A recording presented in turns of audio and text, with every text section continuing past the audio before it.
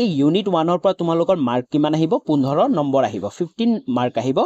Hello students, আজি লৈছো SS final 2027 ৰ কাৰণে এডুকেশনৰ সিলেবাস যদিহে তোমালোকে এডুকেশন সাবজেক্টত ভাল নম্বৰ পাব বিচাৰিছা নাইবা লেটাৰ মাৰ্ক পাবলৈ বিচাৰিছা তেতিয়াহলে কিন্তু তোমালোকে সিলেবাসটো ভালকে জানিব লাগিব আজিলে ভিডিওটোত আমি ইংলিশ এণ্ড এছামিজ দুইটা মিডিয়ামৰ কাৰণে গোটেই সিলেবাসটো আলোচনা কৰিম কোনকেইটা চেপ্টাৰ তোমালোকৰ কাৰণে ইম্পৰ্টেন্ট কোনকেইটা চেপ্টাৰৰ পৰা কিমান কিমান নম্বৰ আহিব গোটেইখিনি আলোচনা কৰিম যদি প্ৰথমবাৰ চেনেললৈ ভিজিট কৰিছা তেতিয়াহলে চেনেলটো সাবস্ক্ৰাইব কৰি বেল আইকনটো প্ৰেছ কৰি অল কৰি ৰাখিবা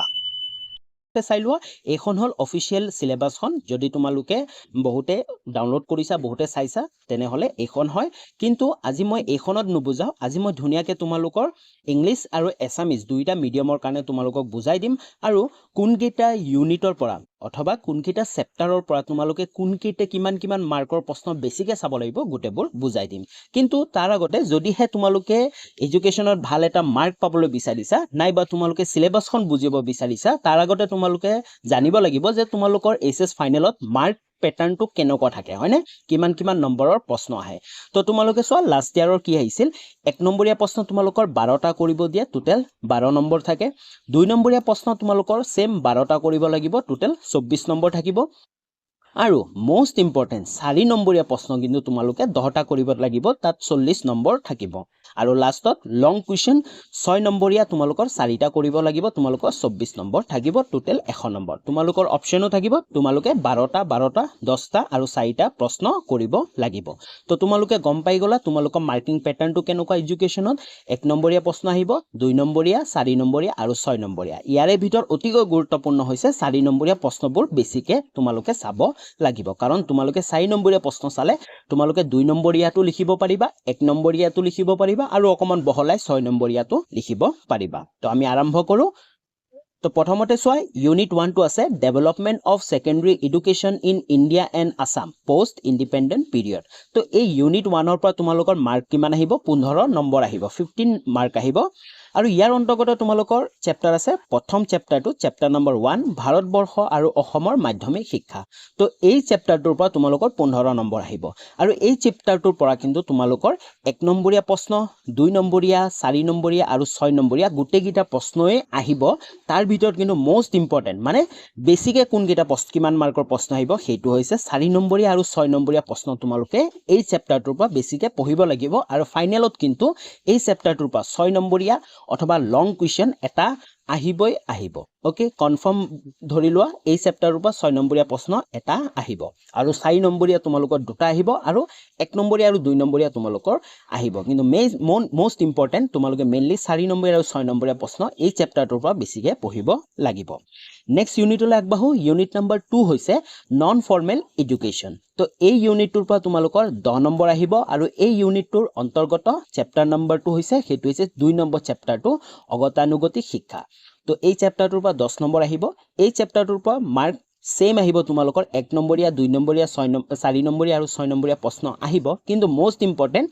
1 নম্বৰীয়া 2 নম্বৰীয়া আৰু 4 নম্বৰীয়া প্ৰশ্নবোৰ তোমালোকে বেছিকে চাব লাগিব 6 নম্বৰীয়া তোমালোকৰ নাচালেও হ'ব যেহেতু কেতিয়া কোনোবা বছৰত কিন্তু 6 নম্বৰীয়া প্ৰশ্ন এই চেপ্টাৰটোৰ পৰা নাহে আৰু যদিও আহে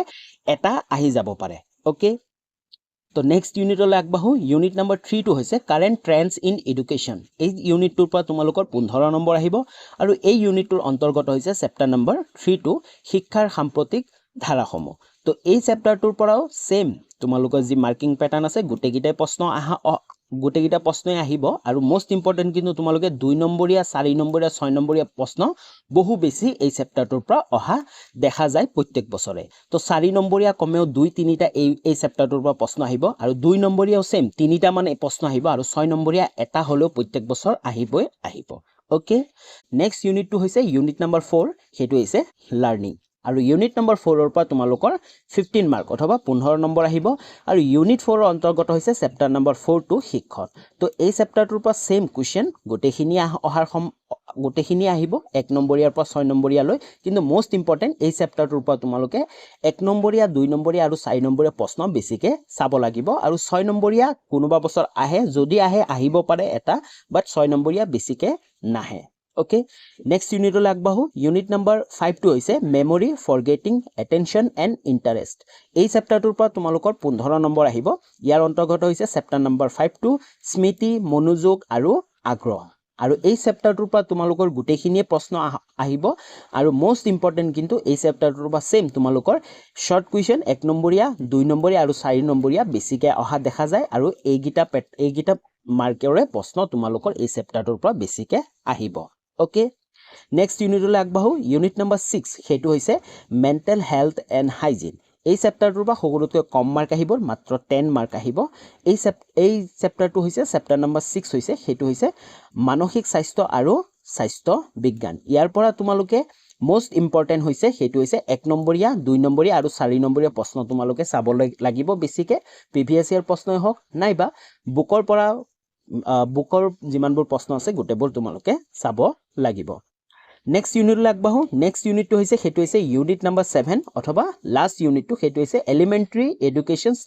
এডুকেশ্যনেল ষ্টেটিষ্টিক্স আৰু এই ইউনিটটো আছে এই ইউনিটটো আটাইতকৈ বেছি দৰকাৰী কাৰণ এই ইউনিটটোৰ পৰা সকলোতকৈ বেছি মাৰ্ক আহিব সেইটো হৈছে 20 মাৰ্ক 20 নম্বৰ আহিব আৰু এই ইউনিটৰ অন্তৰ্গত চেপ্টাৰটো হৈছে চেপ্টাৰ নম্বৰ 7 অথবা লাষ্ট চেপ্টাৰটো শৈক্ষিক পৰিসংখ্যা বিজ্ঞান তো এই চেপ্টাৰটো অতিকৈ গুৰুত্বপূৰ্ণ কাৰণ তোমালোকে চাব পাৰা এই চেপ্টাৰটোৰ পৰা তোমালোকৰ যি মাৰ্কিং প্যাটাৰ্ন আছে গোটেই গিটাই কিন্তু প্ৰত্যেক বছৰে আহে এই চেপ্টাৰটোৰ পৰা তোমালোকৰ 1 মাৰ্ক কুৱেশ্যন আহিব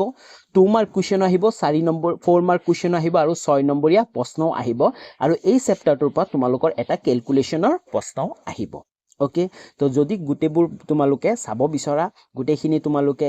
পঢ়িব বিচৰা ভালকে তেতিয়া হলে এই চেনেলটো সাবস্ক্ৰাইব কৰি ৰাখিবা আমি গোটেইকিটা ইউনিট গোটেইকিটা চেপ্টাৰ এটাকে অতি সহজতে তোমালোকক প্ৰথমত